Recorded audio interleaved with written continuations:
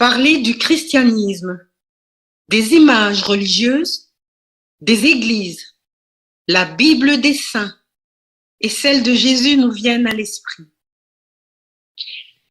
Si nous ajoutons le mot ésotérique, que signifie pour vous le christianisme ésotérique? Nous pourrions le considérer d'un point de vue tourné vers l'extérieur, soit la divinité, la religion, l'Église, la prière. Nous pourrions aussi l'examiner intérieurement. C'est peut-être votre cas? Cette approche offrirait une nouvelle compréhension, une clé de la dimension intérieure du christianisme. Une avenue personnelle dont la compréhension est libre des enseignements dictés par la théologie et les dogmes, mais d'une profonde expérience personnelle, une compréhension qui concorde avec notre quête spirituelle au-delà de la religion jusqu'à la réalité de notre conscience. Donc, une compréhension nouvelle où le christianisme est une manifestation de la gnose, de la sagesse universelle. Ainsi, le christianisme n'est plus défini par des événements historiques, mais fait partie de la sagesse universelle, une sagesse qui n'est pas liée à aucune religion, mais qui représente l'essence de toutes les religions. Le but de ces enseignements est d'éveiller et de guider l'homme vers le sens véritable de sa vie. Il réfère et offre la possibilité d'accéder à l'état originel d'unité avec le tout, avec la force de la vie universelle. Cette liberté a toujours été offerte à ceux qui veulent transformer leur état de conscience et se réunifier avec la conscience universelle. Nous appelons cette force la gnose. Il s'agit d'une connaissance directe de Dieu qui doit être expérimentée personnellement. Elle ne peut être enseignée. Cette connaissance, cette sagesse permet à l'homme de saisir l'essence de la vie et d'agir en concordance avec cette manifestation supérieure d'un point de vue complètement différent. Comment pouvons-nous aujourd'hui nous relier à cette connaissance, à cette sagesse dans ce monde chaotique? Amis, cela ne se réalise pas en étudiant des théories, des concepts et en chargeant notre conscience de bonnes intentions. La gnose se découvre par les expériences vécues dans l'école de la vie, par l'acquisition d'une compréhension très profonde. La gnose est plus qu'une force ou une lumière. C'est un rayonnement du champ de vie divin, universel, que le chercheur peut reconnaître et s'y connecter consciemment. Alors, que devons-nous faire pour atteindre cet objectif? Les Écritures saintes, les évangiles chrétiens, les enseignements anciens, tels les Védas de l'Inde, la table d'émeraude d'Hermès Trismégiste, ceux des traditions égyptiennes et plusieurs autres présentent le chemin d'auto-initiation, mais sous des formes voilées. Chaque enseignement touche la conscience de l'homme sous la forme appropriée du moment et de l'endroit. Les évangiles chrétiens témoignent également de la gnose. Ils s'adressent à différentes spirales ou états de notre conscience et peuvent donc être interprétés de différentes manières. La plupart du temps, ils sont considérés comme des récits de la vie de Jésus. Nous vous proposons de relire certains de ces textes comme un guide pour nous aider à reconnecter avec l'étincelle d'esprit en nous. Nous allons examiner 4 personnages des évangiles chrétiens et voir ce qu'ils représentent par rapport à notre propre chemin de retour. Ces personnages sont Hérode, Jean le Baptiste, Jésus et Christ. En fait, ils ne représentent pas 4 personnages distincts, mais 4 états de conscience distincts dans le processus de transfiguration dans le même individu.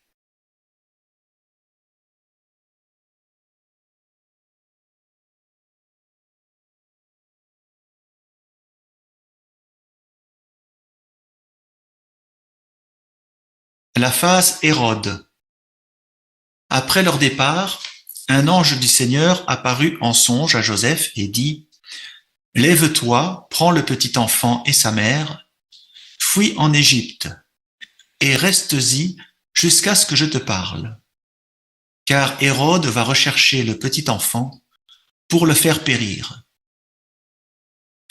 Hérode représente l'ego, l'état de conscience du moi.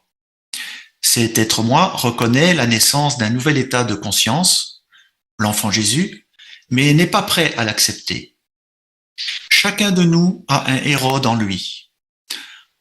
En tant que maître souverain, Hérode représente la limite de ce qui peut être accompli par l'ego. Lorsque nous atteignons le plein potentiel de notre ego, de notre conscience de soi, quelque chose de nouveau et de fondamentalement différent s'éveille en nous, le nouvel état de conscience. Mais la conscience égocentrique tente de toutes les manières à maintenir son mode de vie en étouffant et en niant la nouvelle voie. Le chercheur s'obstine à trouver des réponses sur le sens véritable de son existence, de son vrai moi. Ceci marque le passage du premier stade de la conscience, celui d'Hérode, à la phase Jean le Baptiste. Dans Jean chapitre 1, versets 6 à 8, nous lisons : « Il y eut un homme envoyé par Dieu, du nom de Jean. Il vint comme témoin pour rendre témoignage à la lumière, afin que tous croient par lui. Il n'était pas la lumière, mais il vint pour rendre témoignage à la lumière. » Jean représente un état de conscience éveillé, qui comprend qu'il doit se défaire des anciennes façons de vivre, abandonner la vie basée sur la conscience de l'ego, celle d'Hérode. Nous devenons alors un chercheur animé par l'étincelle spirituelle active dans le cœur. À ce stade, notre conscience fait l'expérience du désert de la vie, elle reconnaît le vide et la futilité de nos acquis dans ce monde matériel. En apparence, nous continuons à mener une bonne vie et à remplir nos obligations familiales et sociales. Mais intérieurement, c'est le désert, car le véritable sens de l'existence nous échappe. Nous poursuivons à marcher dans le désert, à chercher, nous allons jusqu'à la limite. Plusieurs enseignements présentent cette limite comme une rivière ou une mer. Le Nil dans la tradition égyptienne, la mer Rouge dans la tradition hébraïque et le Jourdain dans le christianisme. Ensuite vient la deuxième phase, Jean. Jean le Baptiste approche la limite au Jourdain et il annonce à tous ceux présents, soit à tous les aspects de sa conscience, à ses pensées, ses sentiments et ses réactions, la vérité à laquelle il aspire. Il reconnaît cette vérité à la frontière, au Jourdain. Cette vérité est représentée par Jésus. Jean reconnaît cet état de conscience plus élevé, une conscience éclairée par le principe universel en lui. Il voit l'aspect divin universel dans son cœur. Il aperçoit l'autre et dit « Il faut qu'il croisse et que je diminue ». À ce moment, le chercheur s'ouvre à cet aspect divin universel dans son cœur, l'autre, le nouvel état de conscience qui s'éveille en lui.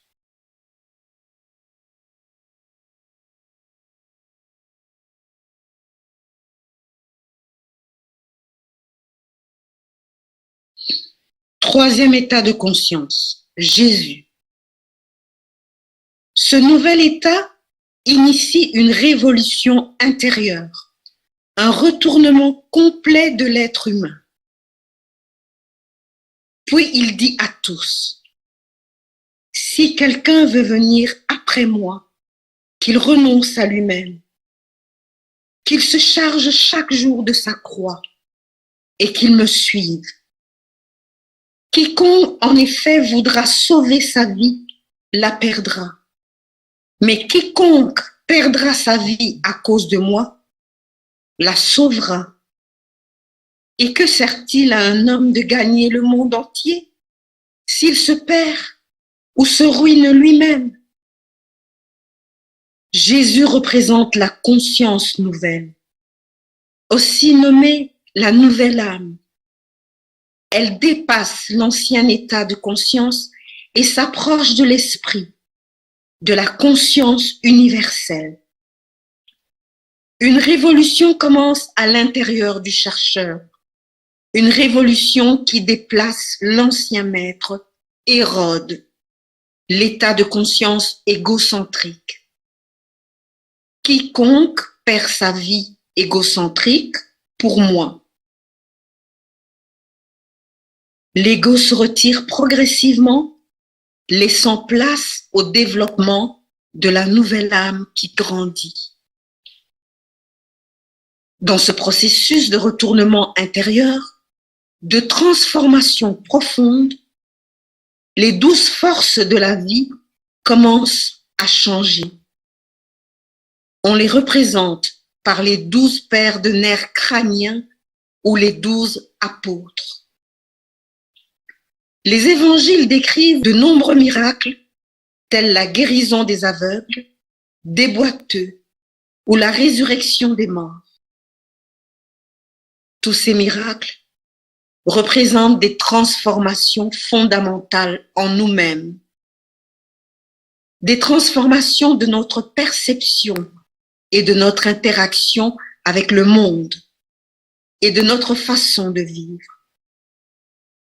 Ce troisième état de conscience se situe au-delà de la limite de la conscience humaine ordinaire, au-delà de la frontière symbolisée par le Jourdain. C'est pourquoi il est question de miracle. Jésus est la nouvelle âme qui amorce ce processus en acceptant les pouvoirs transformateurs de l'Esprit divin. On doit soutenir la croissance de Jésus. La nouvelle conscience en nous à travers 2 étapes importantes. La connaissance de soi et la purification.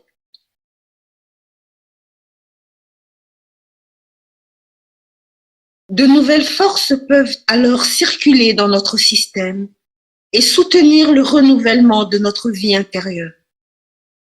Nous les appelons les énergies éthériques nouvelles.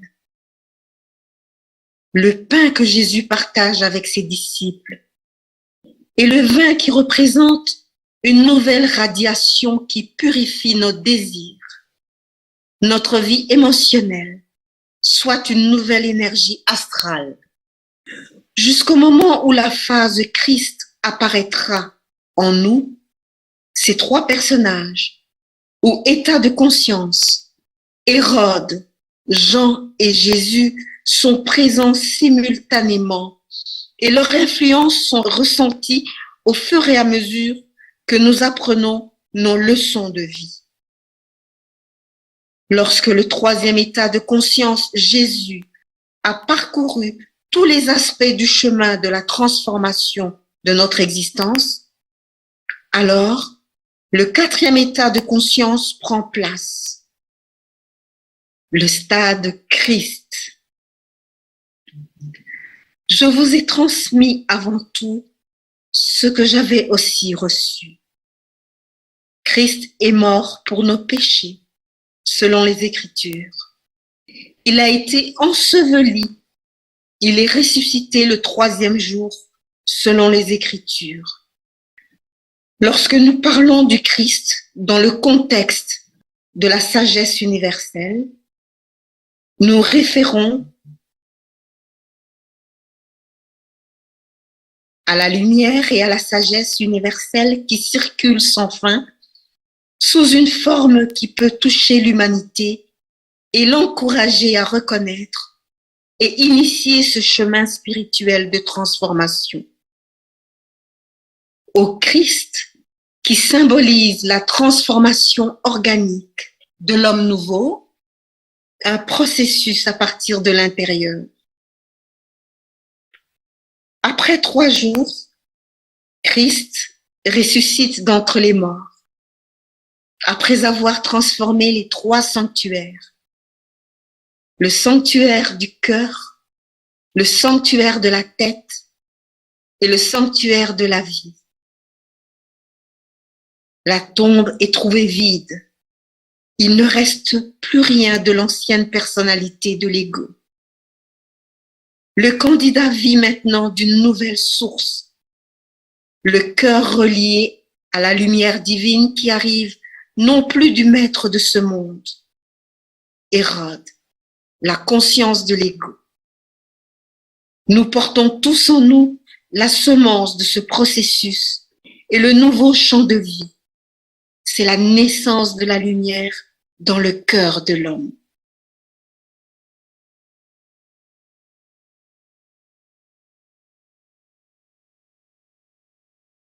Rappelons les 3 transformations qui doivent se produire pour progresser d'un état de conscience à l'autre.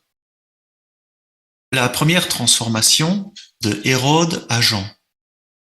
La lumière commence à circuler en nous à partir de l'étincelle d'esprit qui nous relie à la lumière universelle dans notre microcosme. La deuxième transformation, de Jean à Jésus. La lumière pénètre le sanctuaire de la tête, marquant le début d'une conscience entièrement nouvelle. La troisième transformation, de Jésus au Christ. La nouvelle conscience qui s'est développée à partir de l'étincelle spirituelle peut maintenant se relier à son origine, à l'Esprit divin universel. Ainsi, l'ensemble de notre être peut être transfiguré en une nouvelle existence. Comment ces transformations peuvent-elles se vivre en nous au XXIe siècle? Comment changeront-elles ma vie?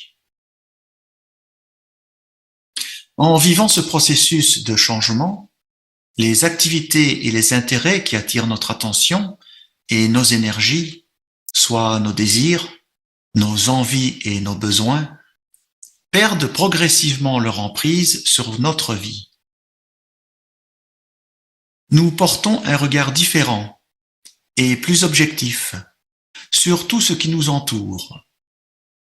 On se considère moins le centre de notre monde et plus comme un observateur. Nos activités, hélas préoccupantes, changent et deviennent moins importantes. Lorsque l'on commence à vivre l'âme nouvelle Jésus comme la singularité la plus importante de notre être, nous sommes alors sur la voie de la recherche d'un sens et de la réalisation véritable.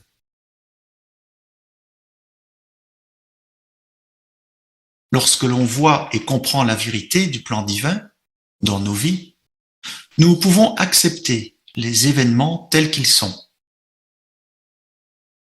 Nous cessons alors de nous inquiéter pour tout, des changements, petits ou grands, même les injustices, sans perdre notre compassion. En fait, nous portons notre compassion à un niveau plus profond, celui de la véritable connexion et de l'amour impersonnel pour l'humanité. En nous libérant du joug de l'ego, nous permettons à la vérité de pénétrer notre conscience et de rayonner dans le monde. Il s'agit d'une approche nouvelle à la vie. Ce chemin est réalisable pour tous. Il mène à la vie nouvelle et permet de mettre fin au cycle de la roue de la naissance et de la mort. Toutes les écoles spirituelles, passées et actuelles, présentent ce chemin en tant qu'agent de changement fondamental pour l'humanité. Les étapes nécessaires pour réaliser ce voyage sont à la disposition de chacun par l'entremise de la rose de notre cœur, par l'étincelle d'esprit, la pierre angulaire de cette transformation. Angelus Silesius, un mystique allemand du XVIIe siècle, l'a exprimé comme suit. Même si le Christ naissait 1000 fois à Bethléem et qu'il ne naît pas en toi, ton âme serait perdue. Avec cette explication, on comprend que le sens de Noël prend une signification nouvelle et fort différente de la fête célébrée le 25 décembre. Il ne s'agit plus d'un événement historique, que nous croyons ou pas, mais d'un processus conscient de transmutation pouvant se réaliser en nous. Un processus qui ne peut pas être limité à une période spécifique de l'année. Noël symbolise le chemin de la transformation intérieure et de la reconnexion avec l'Esprit divin, permettant ainsi à l'homme de redevenir des êtres humains libres et authentiques. Dans l'obscurité de notre nature égocentrique, dans l'étable de Bethléem, la véritable lumière de l'Esprit peut naître dans nos cœurs.